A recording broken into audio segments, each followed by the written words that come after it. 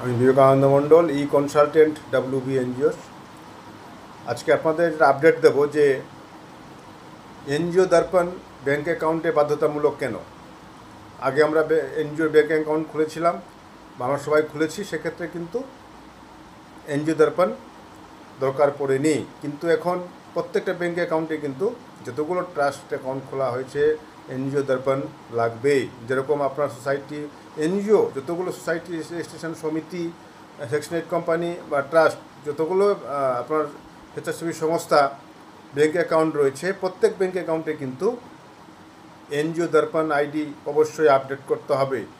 যারা আপনারা already bank account রয়েছে তারা কিন্তু অবশ্যই ব্যাঙ্কে যোগাযোগ করে নীতি আয়োগ আন্ডারে যে এনজিও দর্পণ রেজিস্ট্রেশন করেছেন তার কপি আপনাকে ব্যাঙ্কে সাবমিট করতে হবে, নাহলে কিন্তু ব্যাঙ্ক আপনার অ্যাকাউন্ট রেস্ট্রিকশন করে দিতে পারে। এই জন্য আপনারা অতি শীঘ্রই আপনারা নিজের যে এনজিও দর্পণ যদি না হয়ে থাকে এনজিও দর্পণ রেজিস্ট্রেশন করে নেবেন। করে নিয়ে ওই নাম্বারটা আপনারা যে ব্যাঙ্কে আপনার অ্যাকাউন্ট রয়েছে, এনজিওর অ্যাকাউন্ট যে ব্যাঙ্কে খুলেছেন, যতগুলো ব্যাঙ্কে রয়েছে সমস্ত ব্যাঙ্কে এনজিও দর্পণ আইডি কিন্তু আপনাকে আপডেট করতে হবে, নাহলে কিন্তু আপনার ব্যাঙ্ক আপনার অ্যাকাউন্ট রেস্ট্রিকশন করে দিতে পারে। এই বিষয়ে ব্যাঙ্কে গিয়ে আপনারা যোগাযোগ করবেন এবং ব্যাঙ্কে সমস্ত ডকুমেন্ট নিয়ে, এনজিও দর্পণের ডকুমেন্ট নিয়ে আপনাকে গিয়ে আপডেট করতে হবে। এটা গভর্নমেন্ট থেকে একটা নোটিফিকেশান দেওয়া হয়েছে যে PML একটা অ্যাক্ট রয়েছে, সেখানে কিন্তু আপনাদেরকে এটা করা বাধ্যতামূলক।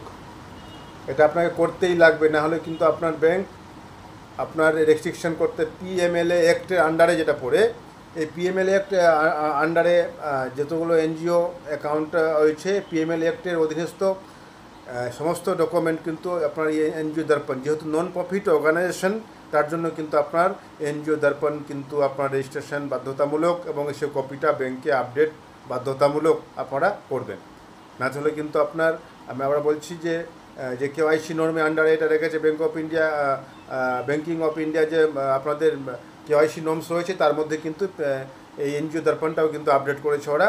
অতি শীঘ্রই আপনারা অনেকে চিঠি পেয়ে যাবেন, অথবা আপনাদেরকে ব্যাংকে গেলে আপনার খোঁজ করে নিজের চাহিদা মতো করে আপনারা এনজিও দর্পণটা কিন্তু আপডেট করে নেবেন। তাহলে এই পর্যন্তই। আর যদি এনজিও দর্পণ রেজিস্ট্রেশনে কোনো সমস্যা হয় অবশ্যই মেল অথবা হোয়াটসঅ্যাপ করবেন। যাদের নেই তারা অতি শীঘ্রই করে নিয়ে ব্যাংকে আপডেট করুন।